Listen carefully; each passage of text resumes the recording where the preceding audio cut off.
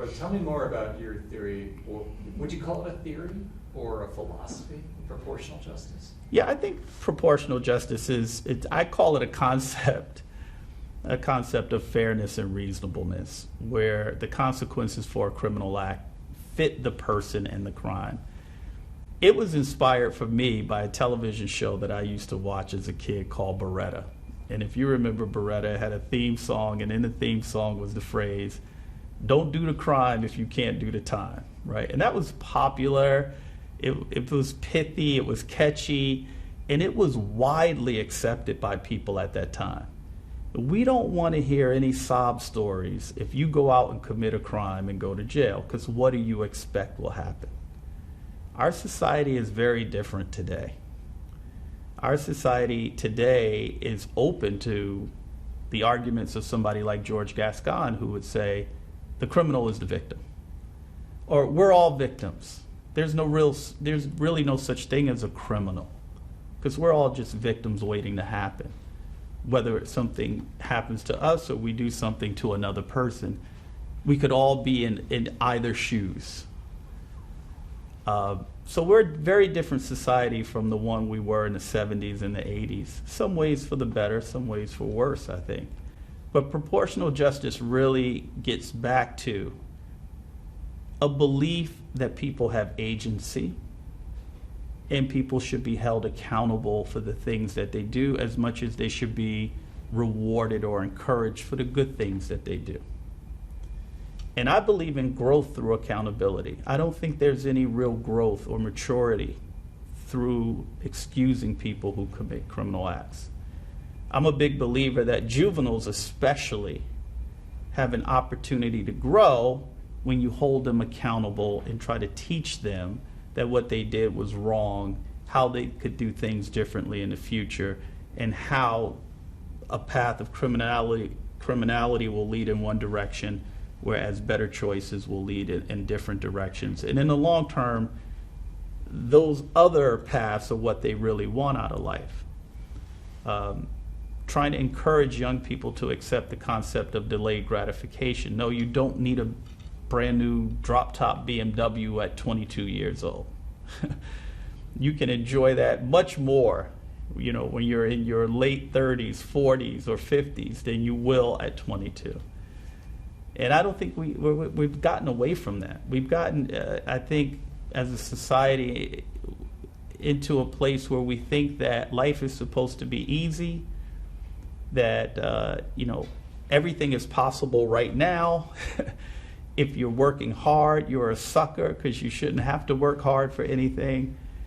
And we got to stop those narratives.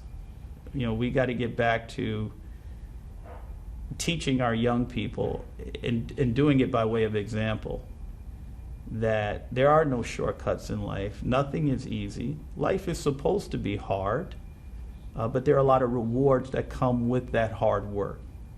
And I think that can be reflected, those values at least can be reflected in our criminal justice system by how we use the opportunity, and this may be a kind of interesting way of using the word opportunity, but we can use the opportunity of a young person's criminal act to help that young person become a much better person over the long term, and not just excuse it because we have some sense that, well, he's black and he probably had a hard life, and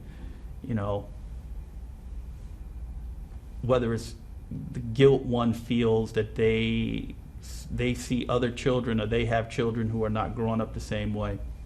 I'll tell you, this is an aside from your story, but I did a year in juvenile court as a prosecutor.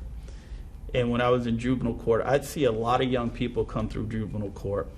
A lot of them reminded me of myself or some friend that I grew up with. A lot of familiar people in juvenile court who came in as juveniles who committed a crime. I had a judge who, I don't know anything about his background, but I do know that he had a big heart. And I felt like I had a big heart too, But his big heart led him to make excuses for a lot of the young people who came through our system. He couldn't bring himself to hold them accountable for what they were doing. So he would just put them on probation over and over and over again, to the point where they had really no respect for the judge. They learned after a few appearances that the judge is just going to put me on probation again. He's not going to do anything. And I tried my best to get through to the judge to let him know that he's not helping them by doing this, because one day they're going to turn 18 and it's going to be a completely different situation. Still, you know, I think this particular judge, he had this sense of, I don't know, his own sense of privilege or guilt that he grew up differently, or his children. You know, I didn't say anything about the race of the judge because, frankly, I've seen this in my own friends who are African American, who are lawyers and are affording their children very nice upbringings, great schools, all the advantages in life, who have the same feeling about kids who get caught up in the criminal justice system, that they should somehow be excused because they're having a rough time. Well, look, I had a rough time. There are a lot of kids who grew up like me who are having a rough time, who don't come into contact with the criminal justice system because they're making the right decisions.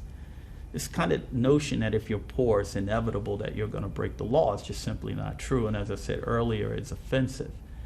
I think we need more people who navigated that minefield, if you will. We need more of those people informing what we should do with young people, especially, who are making those decisions today. Instead, the people that we put in charge all too often are people who never walked that walk. In fact, a lot of them have never even lived in those neighborhoods. But they're making decisions about how best to help people in those lower economic neighborhoods in areas of concentrated poverty. And they're doing it sometimes out of a sense of guilt. They're doing it out of a sense of privilege. And they're implementing policies and programs that are diametrically opposed to what these folks really need. The things that I needed structure, I needed information, I needed a mentor, I needed some encouragement. I did not need anybody to excuse me when I broke a rule. So that's my soapbox.